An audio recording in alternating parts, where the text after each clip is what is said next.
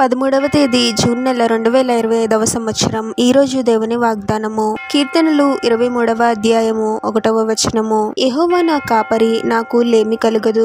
సహోదరి సహోదరులారా, ప్రభువే మనకు కాపరి. మన కంటితో నేరుగా మనం చూడలేదు, కానీ ఇప్పటి వరకు ప్రభువు ఎన్నో కీడుల నుండి మనల్ని కాపాడాడు. ప్రభువే మనకు తోడుగా ఉండి మనల్ని రక్షిస్తూ ఉన్నాడు. అపవాది ఎన్ని రకాలుగా మనకు హాని చేయాలని ప్రయత్నించినప్పటికీ ప్రభు యొక్క కృప కాపుదల ఉంది కాబట్టే మనము ఈ రోజు సజీవుల లెక్కలో ఉన్నాము. ప్రభువుని దేవునిగా కలిగిన మనము ఎంతో ధన్యులము. మన ప్రభువు ఎప్పుడు మనకు తోడుగా ఉంటాడు.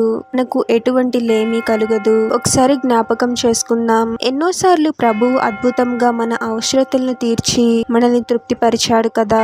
మనకేది తక్కువ కాకుండా ప్రభువు మనల్ని నడిపిస్తూ ఉన్నాడు. ఏ సమయానికి మనకు ఏది అవసరమో వాటిని సమకూర్చుతూ ఉన్నాడు. ప్రభు మనకు ఏది తక్కువ చేయడు. ప్రతి పరిస్థితిలోనూ మనకు తోడుగా ఉంటూ మన అవసరతలను తీరుస్తూ మనకు సమృద్ధిని కలిగిస్తూ ఉన్నాడు. ప్రార్థన.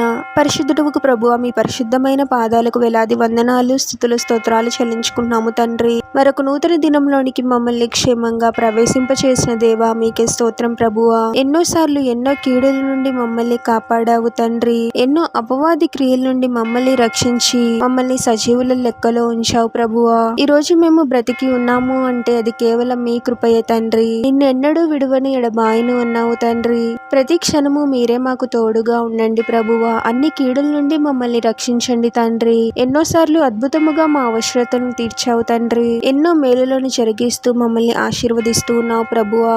మాకే సమయానికి ఏది అవసరమో మీకు తెలుసు తండ్రి. మీరే ప్రతి క్షణము మాకు తోడుగా ఉంటూ మా అవసరతలను తీరుస్తూ మీలో సంతృప్తికరమైన సంతోషమైన జీవితాన్ని జీవించే వారముగా మమ్మల్ని దీవించమని ఈ ప్రార్థనలో ఏకీభవిస్తున్న ప్రతి ఒక్కరిని పేరు పేరున దీవించి ఆశీర్వదించి అభిషేకించమని, వారు చేసే ప్రతి పనిలో మీరే వారికి తోడుగా ఉండి వారిని అన్ని కీడుల నుండి అపాయాల నుండి మీరే వారిని రక్షించమని ఈ మా మనవులన్నీ యేసుక్రీస్తు వారి పరిశుద్ధ నామంలో అడిగి వేడుకొనిచున్నాము తండ్రి. ఆమేన్.